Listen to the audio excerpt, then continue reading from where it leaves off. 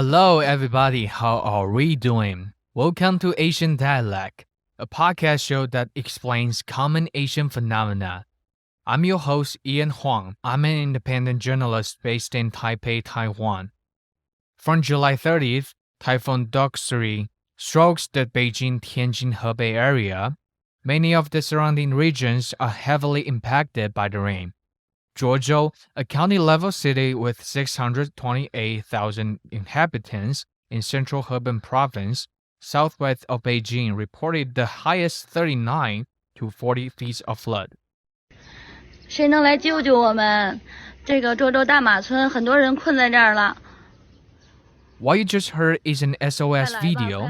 In this SOS video, the camera person was standing on a rooftop surrounded by the water, which had flooded over the first floor of the whole village, reporting her location saying, "Can somebody come to help us?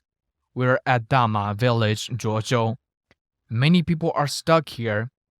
The original video on Douyin has soon been taken down, but the copy video still went viral on Twitter. According to the state-run news agency, Xinhua, by August 1st, there were 11 casualties, 2 of whom were due to death, and 27 were lost, but many suspect the actual amount as China has a bad reputation for reporting the real casualties in major disasters. Many nearby areas are heavily impacted by the rain and started to flood, including Xiong'an New Area, which Chinese President Xi Jinping visited and hosted a seminar on promoting the construction of Xiong'an earlier in May this year. Chinese official media reported that Xi emphasized at the seminar that a high-level modernized city is rising from the ground, which is a miracle. The Xiong'an project has been dubbed by Chinese officials as the Millennium Project. But 6 years on, Xiong'an has been criticized by outsiders as a project in shambles due to the project's construction and the fact that enterprises and institutions have not been moving in as expected. CCTV reported that Xi Jinping said during an inspection on May 10th that Xiong'an New Area had entered a phase of large-scale construction and undertaking the relocation of Beijing's non-capital functions at the same time. But soon enough in this disaster, the new residents in Xiong'an New Area uploaded a footage and questioned the world's best drainage pledge might just be another scam.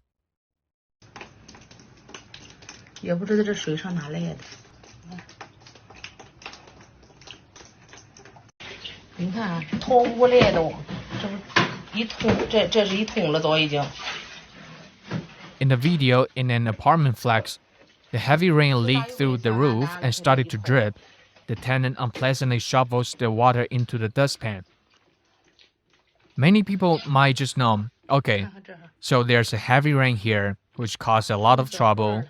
But little do you know, another factor to the flood needs to go to how Beijing responded to the flood and the communication across cities this time. According to the report of Southern Weekend, at 11 o'clock on July 31st, Beijing upgraded and issued a red flood warning. The city's rivers are flooding, reminding the public to stay away from the rivers. On the next morning, August 1st, a staff member of Zhuozhou Emergency Management Bureau told the reporter that the upstream release of flood water was actually one of the reasons that caused the water level in Matou town to rise on the 31st.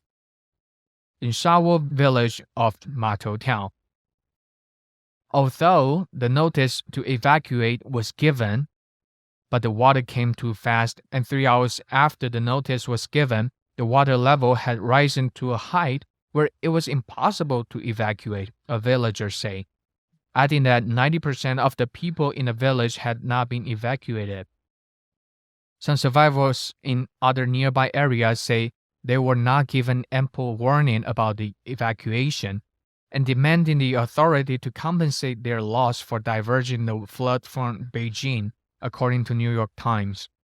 And to make the situation even worse, Ni Yuefeng, the secretary of the Hebei Provincial Committee of the CPC, responded to the diverge on the television, saying, to open the flood storage area in an orderly manner, reduce the pressure of flood control in Beijing, and firmly act as the capital city's moat, which led up the turmoil on internet.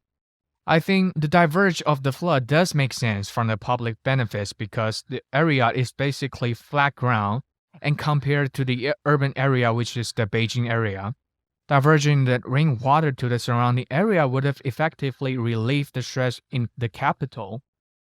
However, I think the lack of transparency and conversations with people is still a big flaw in the CCP's response actions to disasters.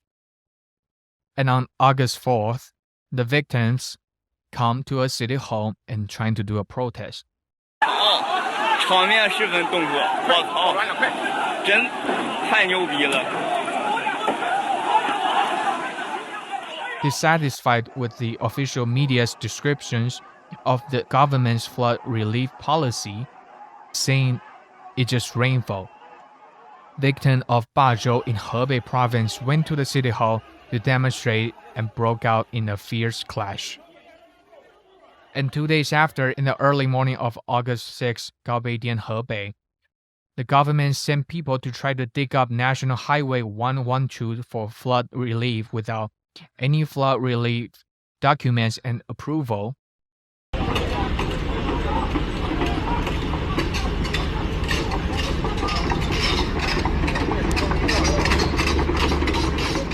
Which was discovered and stopped by the local people. And later in that morning, because of the people's insistence, the government people eventually left unhappily.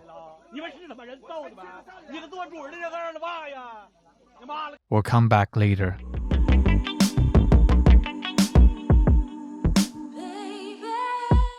Okay, so now we know what just happened and what's the issue here.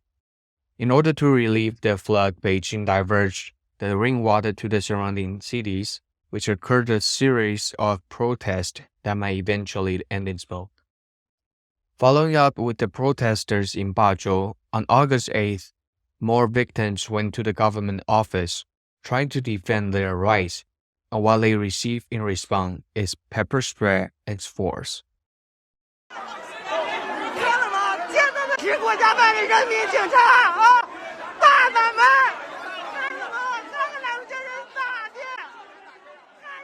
People holding up a red banner and saying, "Return my home to me," 还我家园.